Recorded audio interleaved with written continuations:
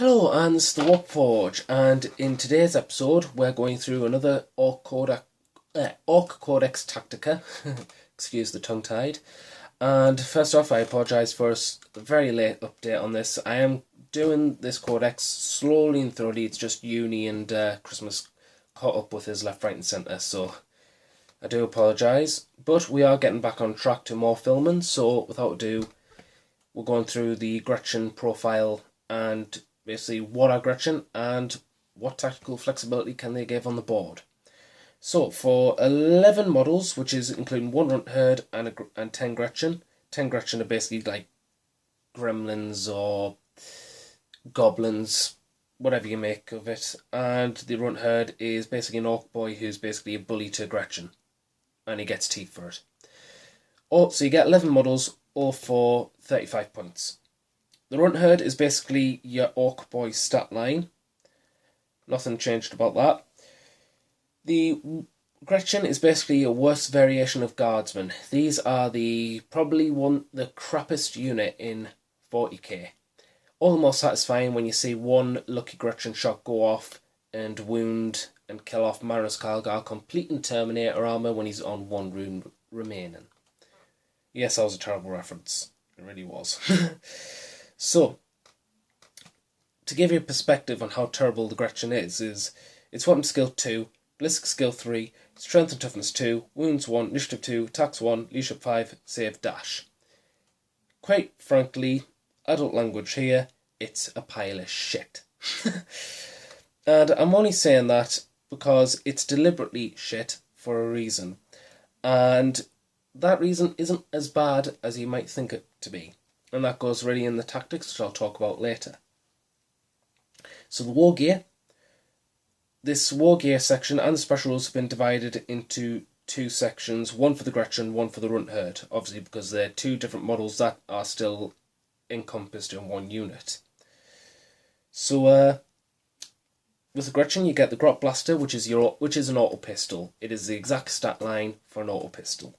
The runt herd is a grabber stick, which is a close combat weapon that, when in a challenge, reduces the aggressor's attacks by 1. So, yes, you have the likes of like Hive Tyrants and Chaos Lords to Space Marine Captains and Chapter Masters reducing their attacks by 1 when in a challenge with a Orc Boy, basically.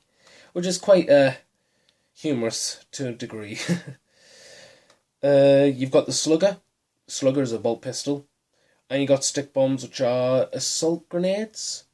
Could be wrong, could be defensive, but as far as I know, because orcs are an aggressive army, I would see them having assault grenades. Special rules, which are only reserved for the runt herd, because the Gretchin don't have any special rules, is Here We Go and Furious Charge. Those are both just for the runt herd only.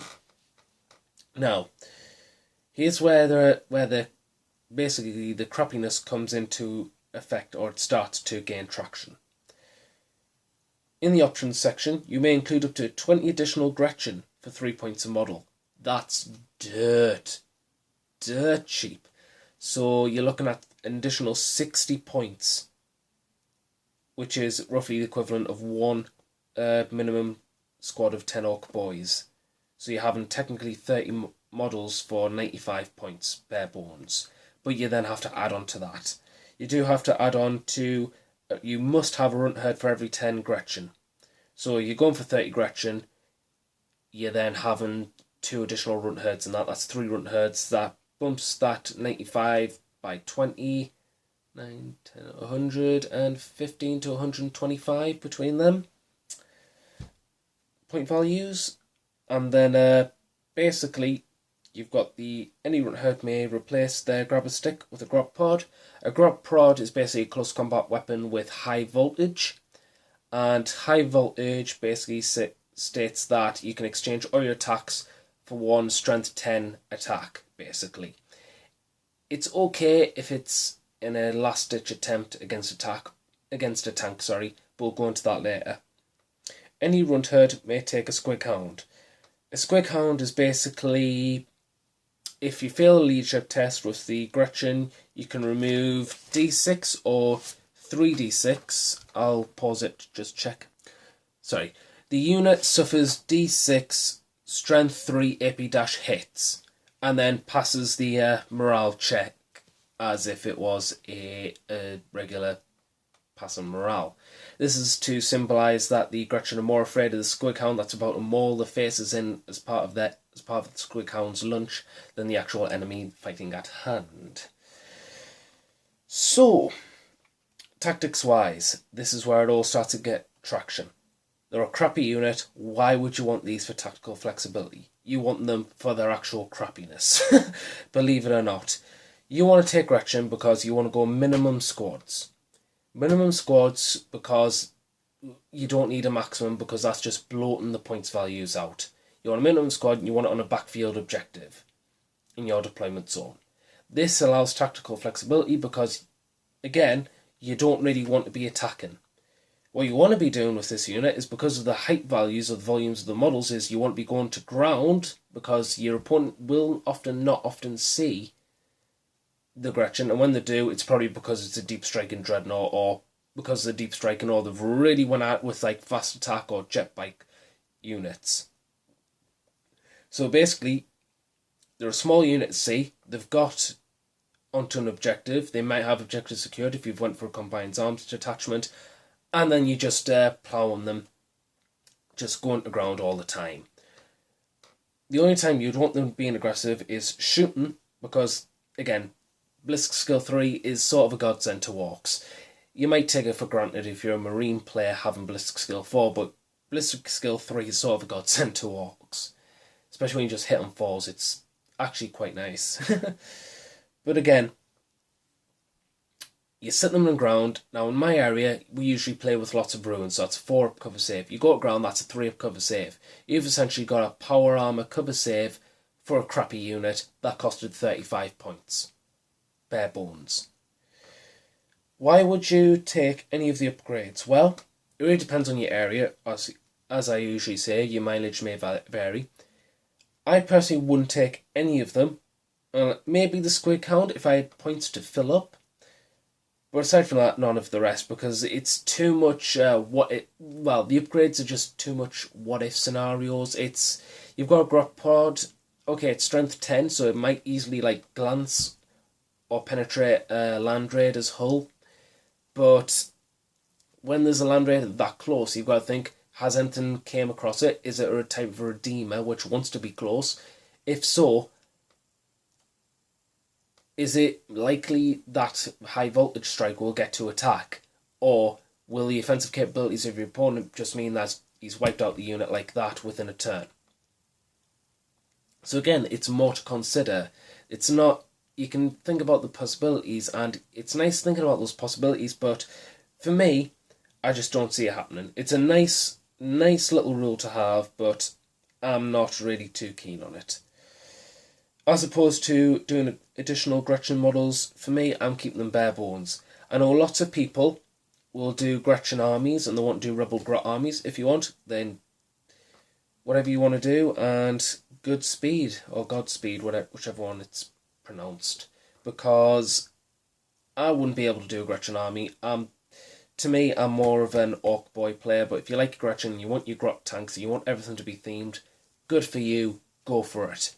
I love seeing thematic armies like that on the board, so good for them, and I'm more than happy to see more ideas from there.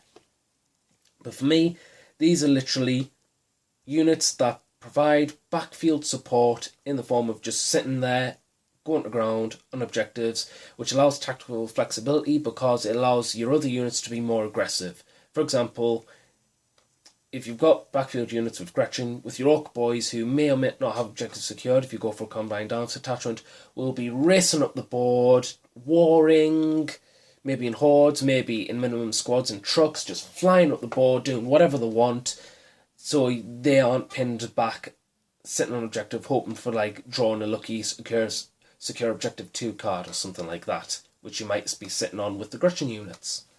So again, you want them for their crappiness. You want them for the low volume size of the model. You want them to go to ground. They're a crap unit, which are, to me, quite essential in the Orc Codex. So they're not to be underexpected or underwhelmed. or can't remember the word, and it's very late, so I'm very tired. But you get the drift. They're not to be underestimated is the word. Yes, there's your word, underestimated. Not to be underestimated by any stretch of the means, but again, they're not going to do anything insane unless you're really crazy with the dice rolls. So that was the Gretchin unit. I think that's all the troops done. So I think we're going to move on to more of the elites now in the next Orc Codex update. And we'll see you then. So I hope you found this informative. If there's anything you want to talk about, or if there's anything that you think might be positive into tactical flexibility of the Gretchin units, then please post in the comments section. If you liked what you saw and you want to see more of it, and you want to see more updates from all my other games and armies for 40k, then please give this channel a subscribe and give this video a like. It's all appreciated, guys. Thank you, everyone. And with that, I shall be signing out. So this is Warpforge signing out, and remember, keep on forging.